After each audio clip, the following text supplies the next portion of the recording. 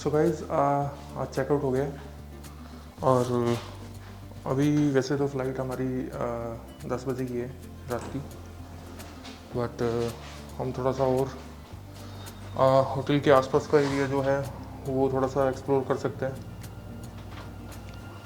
So I take you left side now. Left side हम hotel के नहीं गए थे, राइट साइड हमने काफ़ी एक्सप्लोर कर लिया था। थोड़ा सा वॉक करके, क्योंकि I am feeling a little low today,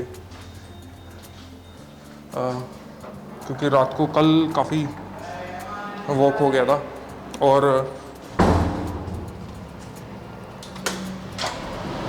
तो मुझे लग रहा है कि थोड़ा सा लो फील कर रहा हूँ। तो थोड़ा सा वॉक करके आपको दिखा देता हूँ। उसके बाद थोड़ा हम ब्रेकफास्ट वगैरह कुछ कर लेंगे, तो यहीं से घूम के चलते हैं वापस अपने उसी रेस्टोरेंट पे आ जाएंगे। सो यहाँ से मैं आपको दिखा देता हूँ। Bike Republic. सो यहाँ पे इस टाइप से सभी बाइक चलाते हैं। अमेजिंग बाइक, और जो किड्स हैं उनके लिए बेस्ट बाइक है।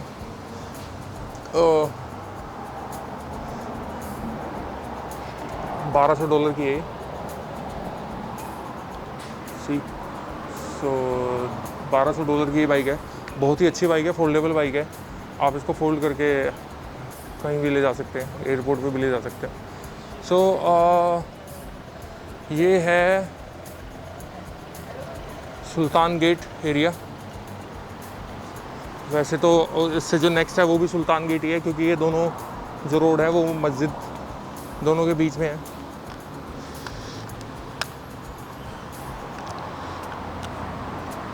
तो यहाँ देखिए, यहाँ मैं आपको दिखाता हूँ।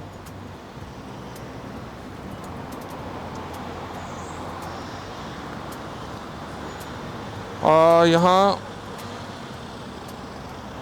देखिए चार्जिंग स्टेशन लगे हुए हैं। तो आप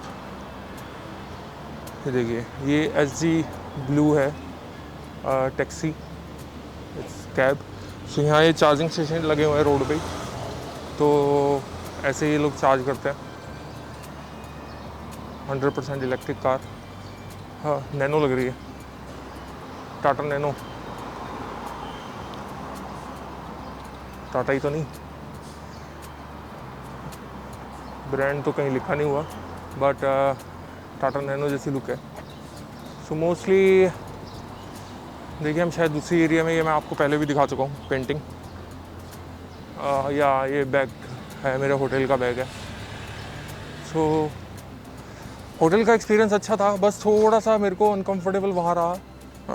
थोड़ा शेयर कर देता हूँ कि मुझे थोड़ा सा अपर, जैसे वो अपर बर्थ होता है ना ट्रेन में, तो वैसे ही अपर कैप्सूल मिला। वहाँ थोड़ा सा मेरे को अनकंफर्टेबल हो गया, क्योंकि इक्विपमेंट ज़्यादा थे, बैग थोड़े से छोटी छोटी चीज़ें, और नीचे मेरा जो कैबिनेट था वो नीचे था लगेज रखने के लिए, तो वो थोड़ा सा अनकंफर्टेबल हो गया मेरे लिए, बार बार ऊपर नीचे जाना। डे ख़त्म होता था तो मेरे को सामान पैक करने के लिए पहले ऊपर रखना पड़ता था, फिर नीचे सेग्रीगेट करके बैटरी चार्जिंग लगानी पड़ती थी। तो इस टाइप से थोड़ा सा अनकंफर्टेबल वहाँ रहा मैं। अदरवाइज़ तो it was okay, good experience था। पहली बार किसी कैप्सूल होटल में रहा हूँ, तो ये देखिए, ये तो यहाँ मोस्टली रेस्टोरेंट्स हैं जो सुबह सुबह मॉर्निंग में खुल गए हैं और लोग आ भी गए हैं। सो मोस्टली टूरिस्ट हैं, बाइकर्स हैं। See the bike BMW। सो यहाँ पे हर टाइप की आपको बाइक मिल जाएगी, sports bike end of road bike. ये ऑफ रोड बाइक है। सो बहुत ही अमेजिंग बाइक है ये। क्लोज व्यू दिखा देता हूँ। सब कुछ पैक करके ये लोग चलते हैं।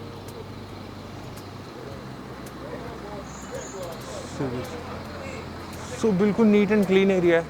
कहीं भी आप चले जाओ, कहीं पे भी डस्ट नहीं मिलेगी। पत्ते तो ज़रूर मिलेंगे, बट डस्ट नहीं मिलेगी। तो काफ़ी मैं इस एरिया को एक्सप्लोर तो कर चुका हूँ, बट ये थोड़ा एरिया पीछे वाला है, सुल्तान मस्जिद के राइट साइड में।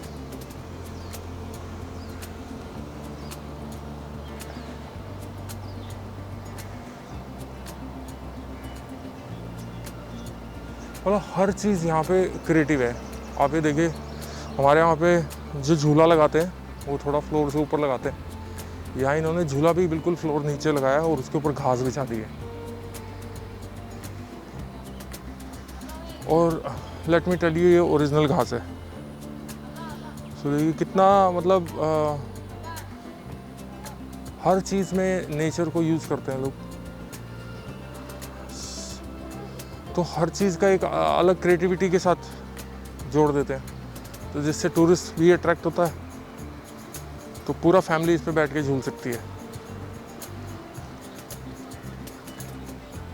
अभी आई थिंक मेरी साउंड थोड़ा क्लियर आ रही होगी, क्योंकि मैं यूज़ कर रहा हूँ Rode mic, and I am sure ये बहुत ही अच्छा प्रोडक्ट है फॉर यूट्यूबर्स, फॉर इंटरव्यू। थोड़ा सा मुझे लगता है कि आसपास की साउंड आती है, जो मैंने जो रोड का NTG 4+ माइक लिया हुआ है उसमें तो बिल्कुल भी नहीं आती है। बट वही है कि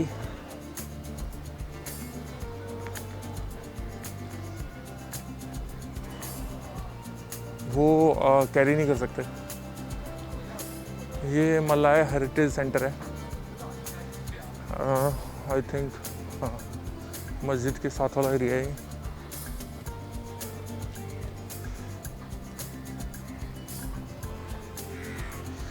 मलेशिया का आई थिंक रिजॉर्ट है ये, साथ में मस्जिद है, आप देख सकते हो। तो प्लांट्स का तो हर जगह आप देखिए, वो मैं आपको दिखाता हूँ ऊपर, वो बिल्डिंग के ऊपर भी मतलब प्लांट्स अच्छे से यूज़ किए हुए हैं। बिल्डिंग के ऊपर भी ओरिजिनल प्लांट्स हैं। तो ये यहाँ के लोग प्लांट्स को बहुत ज़्यादा वैल्यू देते हैं और केयर भी करते हैं। और एक्चुअली वेदर भी अच्छा है यहाँ प्लांट्स के अकॉर्डिंग वेदर है, मॉइस्चर रहता है, तो मॉइस्चर की वजह से प्लांट अच्छा ग्रो करते हैं। तो मुझे प्लांट का थोड़ा नॉलेज है, क्योंकि मेरा टेरेस गार्डन है। तो कभी मौका मिला तो आपको भी टेरेस गार्डन दिखाएंगे अपना। अभी आई डोंट नो, मैं अपने प्लांट्स को भी मिस कर रहा हूँ, क्योंकि काफ़ी दिन हो गए, वरना डेली पानी देना मेरी हॉबी है। मतलब डेली पानी देना नहीं, प्लांट्स मेरी हॉबी है, और डेली उनको केयर करना। जैसे ही टेरेस गार्डन पे पहुंचते थे तो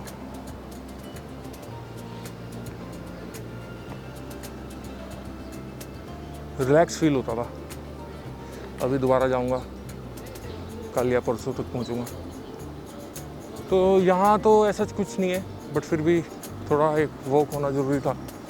तो मुझे बस मेन तो वही है, सुल्तान रोड और सुल्तान मॉस्क के पास। स्टिल मैंने आपको दिखा दिया। पर एक चीज़ है, कल जो लाइट शो हुआ और परसों का जो दिन था वो अच्छा गया।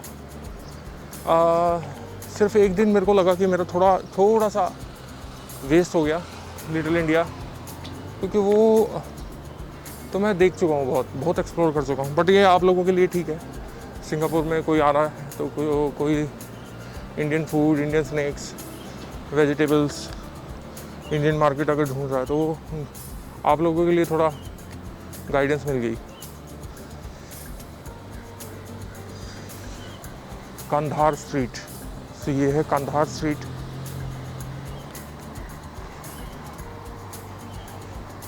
आज गर्मी है, आज धूप आई है बहुत अच्छी।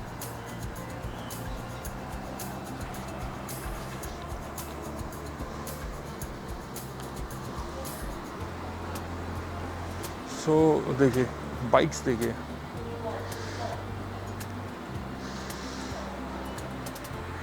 एक्समैक्स, अमेजिंग बाइक्स हैं। ये यहाँ पे स्कूटी है यामाहा की, तो इंडिया में नहीं मिलती हैं, आई डोंट नो क्यों। सेम कंपनी है यामाहा। सो ये देख सकते हो आप, ये भी सुल्तान मोस्क वाला रोड है। Bushra street slow, speed breaker है आगे, तो एक छोटा सा स्पीड ब्रेकर है और यहाँ पे मार्क लगाया हुआ है। हमारे इंडिया में इतने बड़े बड़े स्पीड ब्रेकर बना देते हैं और कुछ नहीं लगाते हैं। यहाँ से जाना होगा, थोड़ा स्मेल आ रही है फिश की। ओह, रॉयल इनफील्ड, लो इंडियन ब्रांड रॉयल इनफील्ड, दर्शन कर लीजिए। सो ये बहुत फेमस हो गई है हमारे इंडिया की बाइक, वाकई रॉयल बाइक है।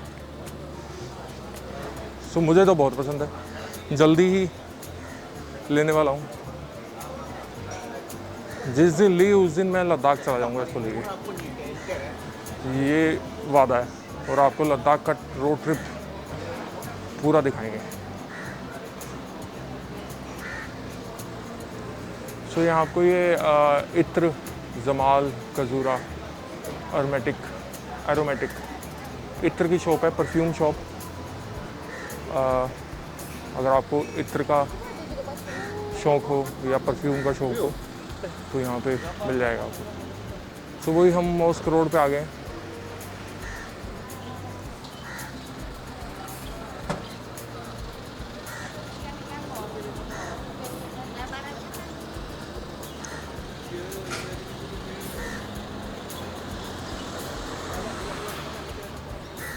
तो मैं आपको देखता हूँ एक बार और राउंड लगा के मॉस्क के। कल मैं नहीं दिखा पाया था क्योंकि कल मैं थोड़ा शॉपिंग में, थोड़ा सा कुछ अपना कार्ड वगैरह परचेज़ करने में टाइम लग गया था। तो आज मैं तेरे को आपको दिखाता हूँ ये सब मॉस्क का आसपास का सराउंडिंग एरिया।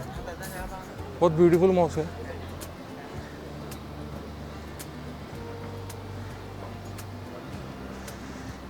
सो मैं भी नहीं चाह रहा रिपीट करूँ आपको, बट ये मॉस्क मैंने आपको नहीं दिखा पाया था, फिर भी दिखा देता हूँ।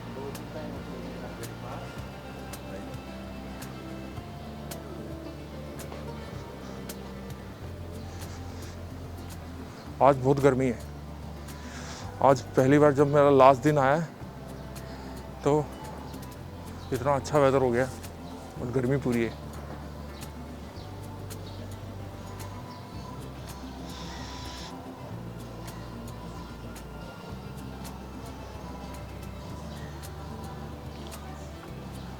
तो देखिए नीचे का जो खाली एरिया होता है उसको भी कवर कर देते हैं ताकि मिट्टी ना उड़े। वैसे तो यहाँ मिट्टी उड़ नहीं सकती क्योंकि मॉइस्चर रहता है, तो मिट्टी गीली रहती है, तो यहाँ मिट्टी उड़ना इम्पॉसिबल है। कहीं टायर पे भी चिपकी हुई नहीं मिलेगी आपको किसी गाड़ी की। सो आप देख लीजिए, ये है मॉस्क। तो मैं आपको बाहर से थोड़ा सा दिखा देता हूँ। अंदर तो अलाउड नहीं है क्योंकि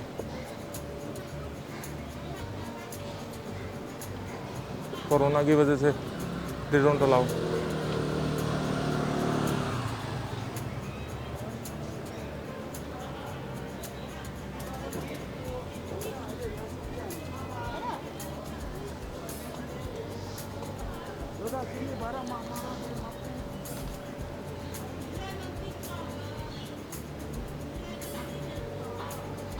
बहुत बड़ा मॉस्क है, बड़ी मॉस्क है एक्चुअली।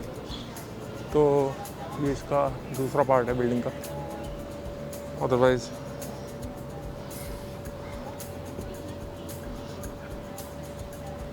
वो छोटा सा है, उतना ज़्यादा अट्रैक्टिव डेवलपमेंट नहीं है। बट चाइना ने बहुत ही अच्छी अपनी एक ग्रिप बनाई हुई है यहाँ पे।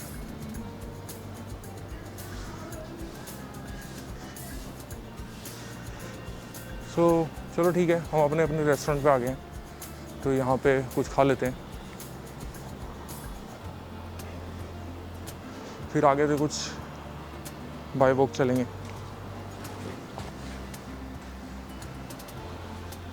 सो ये रेस्टोरेंट है. Hey, are you open? Excuse me, excuse me, hello. So I think हमें अंदर जाके पूछना पड़ेगा. सो ये रेस्टोरेंट है.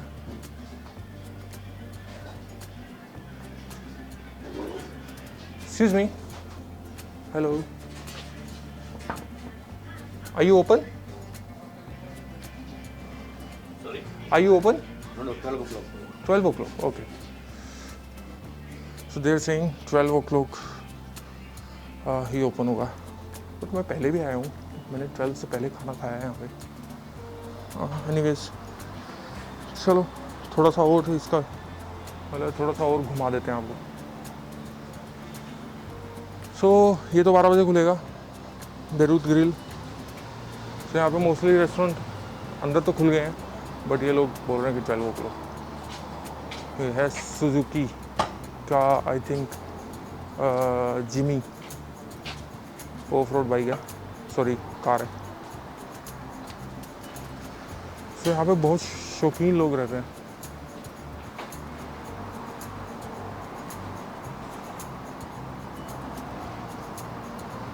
फोर बाई फोर है. तो अभी कहाँ चलें? अभी टाइम हुआ है और हमारे पास 3-4 घंटे हैं. तो हम 3-4 घंटे क्या करें? आसपास क्या है, क्या कहाँ जा सकते हैं? तो 3-4 घंटे का कुछ प्लान सोचता हूँ मैं. 3-4 घंटे अगर हमें स्पेंड करना है, क्योंकि मुझे तकरीबन 4-4:30 के आसपास मेरे को एयरपोर्ट के लिए निकलना है और 4:15 5:30 के आसपास मैं पहुंच जाऊंगा. तो उससे पहले हम क्या कर सकते हैं?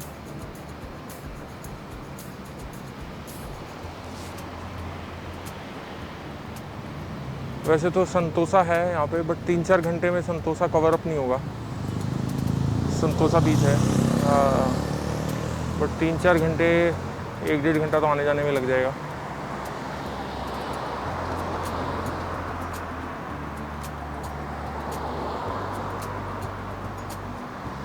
तो अभी के लिए क्या कर सकते हैं?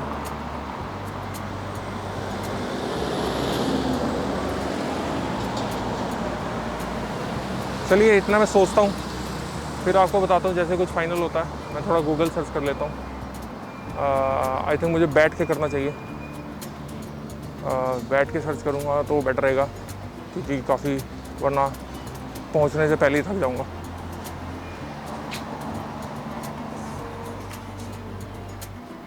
मैं उसी रेस्टोरेंट में देखता हूँ, बैठ के सर्च करता हूँ कुछ कि 3-4 घंटे के लिए हम कहाँ घूम सकते हैं. नहीं तो अपने फ्रेंड को कॉल करता हूँ, 3-4 घंटे स्पेंड करने हैं, कहाँ जाऊँ.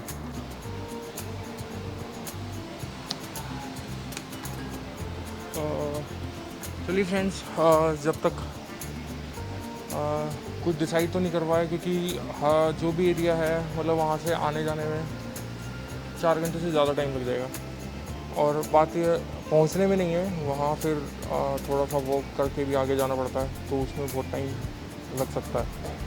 तो फ़्लाइट का रिस्क नहीं ले सकते, क्योंकि टाइम से 3 घंटे पहले पहुंचना होता है कोविड की वजह से. और कोविड का जो यहाँ पे सीन है, यहाँ पे बहुत ज़्यादा लोग स्ट्रिक्ट हैं. कोई भी मतलब जहाँ पे भी आप बैठोगे या जहाँ पे भी आप टैक्सी में जाओगे, बस में जाओगे, तो वो सब आपको रोक सकते हैं या टोक सकते हैं. फिर भी चलो अभी तब तक यहाँ बैठ के थोड़ा अपना एक्सपीरियंस शेयर कर लेता हूँ. कुछ इम्पॉर्टेंट चीज़ें हैं जो मुझे शायद पहले से प्रिपेयर करनी चाहिए थी.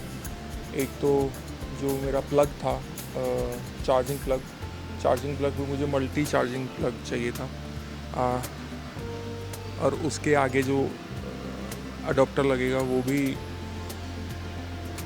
थोड़ा डिफरेंट है, वो मैं आपको पिछले वीडियो में दिखा चुका हूँ। और दूसरा मैंने RT-PCR टेस्ट करवाया था जब वहाँ से चला था, तो उसकी भी रिक्वायरमेंट नहीं पड़ी है, किसी ने पूछा ही नहीं है। सो वो मनी भी सेव कर सकते थे। मैंने बल्कि 1 नहीं 2 करवाए थे।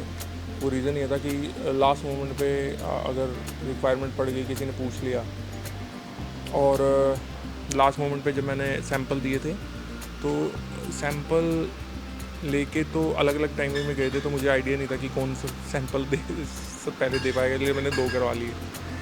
तो वो भी आई थिंक पैसा सेव कर सकते हो। अभी रिक्वायरमेंट नहीं है RT-PCR टेस्ट की कहीं पे भी। जो कंट्री है, जो फ़्लाइट एयरलाइंस अपनी वेबसाइट पे गाइडलाइन डाला हुआ है, उन्हीं का एक बार चेक कर लीजिए। रिक्वायरमेंट रहेगी तो आप करवा लीजिए। वैसे श्रीलंकन एयरलाइंस ने भी डाला हुआ था, बट किसी ने चेक नहीं किया है। तो एक तो वो चीज़, और दूसरा श्रीलंका से जब मैं वापस आया यहाँ पे, ठीक है, मतलब ट्रांसपोर्टेशन की तो कोई प्रॉब्लम नहीं है, बट ट्रांसपोर्टेशन स्टेशन पे पहुँचने के बाद थोड़ा सा इशू है। मतलब आप वहाँ पे ट्रैवल कैसे करोगे, ये आपको देखना है। मुझे साइकिल एक ऑप्शन अच्छा लगा। अगर मेरा कार्ड टाइम पे चल जाता, तो कार्ड बिल्कुल लास्ट डे पे चला, तो मैं साइकिल का भी रिचार्ज कूपन ले लेता या ऐप में रिचार्ज करवा देता। टॉप अप करवाना पड़ता। यहाँ पे कुछ भी ऐसा नहीं है कि आपको किसी से कोई चीज़ पूछनी है या किसी से मतलब अगर आप थोड़ा सा सर्च करोगे, आपको गूगल से ही सब कुछ मिल जाएगा। मैंने फिर थोड़ा सा हेल्प चलती है कि गूगल पे कई बार कन्फ्यूज़न हो जाती है, तो थोड़ा पूछ लोगे तो ईज़िली आपको सब गाइड कर देंगे। कोई ऐसा नहीं है, यहाँ पे लोग बहुत फ्रेंडली हैं। और पहला दिन हमारा लिटिल इंडिया का था, जहाँ हमें मुस्तफ़ा जाना था। मुस्तफ़ा बेस्ट प्लेस है आपको करेंसी एक्सचेंज के लिए, और दूसरा वहाँ पे आप कोई भी शॉपिंग कर सकते हैं। बट टूरिस्ट के लिए मैं सजेस्ट करूँगा कि वो वीकडेज़ में ही जाएं, वीकेंड पे मत जाएं, क्योंकि वीकेंड पे आप कोई छोटी भी चीज़ खरीदोगे तो आपको 2 घंटे के लिए लाइन में लगना पड़ेगा। उसके बाद I don't think so little India में सिर्फ फूड के अलावा अगर आपको कुछ इंडियन स्नैक्स वगैरह चाहिए, बहुत महंगे हैं। यहाँ पे लेज़ का पैकेट आई थिंक इंडिया में 40-50 रुपये का है, और यहाँ पे 350-400 रुपये का है। 350-400 रुपये का है। और भाई साहब, जो इंडिया में महंगाई को लेकर रोते हैं ना, उनके लिए बहुत अच्छी खबर है यहाँ। एक बार आके देखो तो पता चल जाएगा कि आटे दाल का भाव क्या है। सब्जी कोई भी यहाँ पे जैसे टोमेटो है या कोई भी आप फ्रूट ले लो, तो $6 का एक आम है, तो तकरीबन 350-400 रुपये का वो आम पड़ेगा आपको, एक आम, सिंगल आम। और बाकी के जितने भी फ्रूट्स हैं, आप कोई भी फ्रूट ले सकते हैं यहाँ पे, बट वो फ्रूट मतलब इंडिया से कंपेयर करें तो अगर टमाटो 1 kg यहाँ पे 90 रुपीज़ का है, 90 के आसपास का है, और इंडिया में 90 रुपीज़ में आपको 5 kg मिल जाएगा। सो जो महंगाई की लोग बात करते हैं ना कि हमारे इंडिया में बहुत ज़्यादा महंगाई है, एक बार थोड़ा बाहर जाके ज़रूर देख लें तो इंडियन गवर्नमेंट को कोसना बंद कर देंगे। पेट्रोल का आई डोंट नो क्या रेट है यहाँ पे, but I am sure India से महंगा ही हुआ, क्योंकि सिंगापुर में तो पेट्रोल आई थिंक होता नहीं है, बाहर से इंपोर्ट ही होता है। और सब चीज़ें महंगी हैं। वेजिटेरियन फूड तो आप यहाँ पे मतलब खाना इट्स लाइक आप मतलब अपने फूड पे 6 से 7 गुना स्पेंड कर रहे हैं। मतलब जो क्या नाम है, आपको नॉन वेज आपको $10 में मिल जाएगा, और वही आपको वेजिटेरियन है वो $50-60 $40 मिनिमम $30-35 के आसपास मिनिमम आएगा। उसमें कुछ भी नहीं आएगा, आपका पेट ही नहीं भरेगा, और आपको सैलरी देंगे वो $35 में भी। तो वही चीज़ है कि आपका यहाँ पे वेजिटेरियन बहुत महंगा है। एक्चुअली मेरी फ्रेंड बता रही थी कि वेगन इज़ इन, सो एक ट्रेंड चल गया है कि वेगन। सो वेगन के नाम पे बहुत यहाँ पे अच्छी लूट है। बस आप सोच समझ के खाइए, वरना अगर नॉन वेजिटेरियन है तो आपके लिए बेनिफिट है। ये जो सुल्तान रोड है ये काफ़ी अच्छी है नॉन वेजिटेरियन जिनके लिए चाहिए। और ख़ासकर ये जो टर्किश या अफ़गानी फूड है वो स्टिल हम लोग खा सकते हैं, क्योंकि आज भी मुझे नींद आ रही है, क्योंकि आज भी रात को मैं 12-1 बजे सोया हूँ और सुबह 5 बजे उठ के मैंने पैकिंग शुरू की है। सबको डिस्टर्ब किया है वहाँ पे अपने हॉस्टल में, तो काफ़ी देर तक पैकिंग करता रहा, 1-1.5 घंटा लग गया। और सो हम कहाँ थे, सॉरी ये एरिया इंडियंस के लिए काफ़ी अच्छा रहेगा। और I don't know, little India में तो मैंने नहीं खाना खाया। लिटिल इंडिया में जो भी है, कुछ भी अगर आप खाओगे, खासकर वेजिटेरियन, सो वो एक्सपेंसिव ही है आपको। मतलब मैंने एक छोटा पीनट का पैकेट लिया था, वो $3-4 का था, और फ्लैट का $700-800 मिनिमम रहेगा। और उसके बाद तो आप जितना अच्छा फैसिलिटीज चाहेंगे तो उस हिसाब से रेट है। $700-800 आपका यह है, उसके बाद $800 आपका समझ लो कि खाने पीने में लग जाएगा, और कम भी लग सकता है खाने पीने में। $800 थोड़ा ज़्यादा बोल दिया मैंने, but still if you are comparing that, बाहर खाने में और घर के बनाने में थोड़ा हो सकता है, बट यहाँ पे वेजिटेबल्स जो हैं वो महंगी हैं। तो आई डोंट नो, जो मार्केट में मुझे मिला, यहाँ पे लोग जो परचेज़ करते हैं वो क्या रेट है। मार्केट जो मैंने देखा वो तो 3 गुना ज़्यादा है इंडिया से।